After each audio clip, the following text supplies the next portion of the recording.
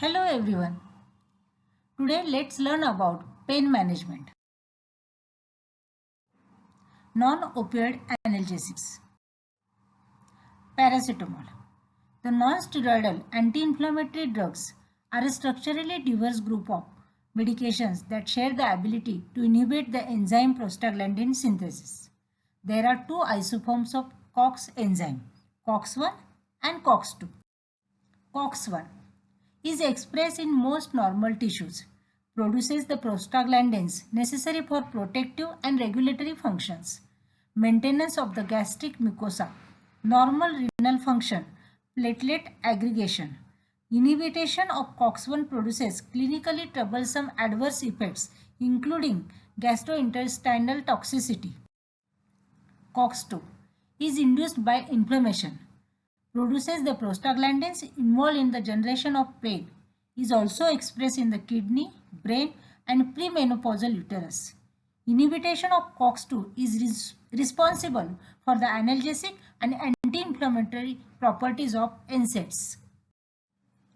NSAIDs, non-selective COX-1 and COX-2 inhibitors, salicylates, aspirin, non-selective NSAIDs, acetates, indomethacin,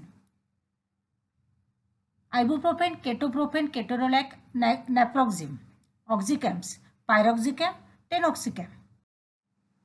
NSAIDs, slightly selective NSAIDs, meloxicam, diclofenac.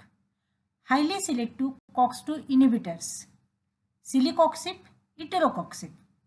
Centrally acting COX inhibitor, paracetamol.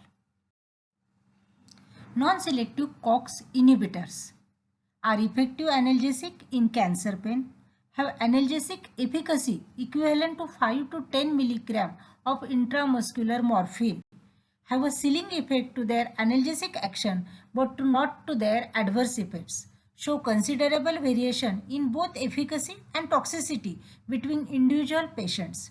The dose needs to be individually titrated and in all cases the lowest effective dose should be used. Treatment for several days is required to achieve stable plasma levels and maximal effect. Paracetamol does not cause gastric irritation or bleeding, does not affect platelet function or cause gastric irritation or bleeding, can cause hepatic toxicity, possibly more likely with reduced glutathione stores, that is poor nutritional status, the elderly, regular use of alcohol. Thank you, my friends.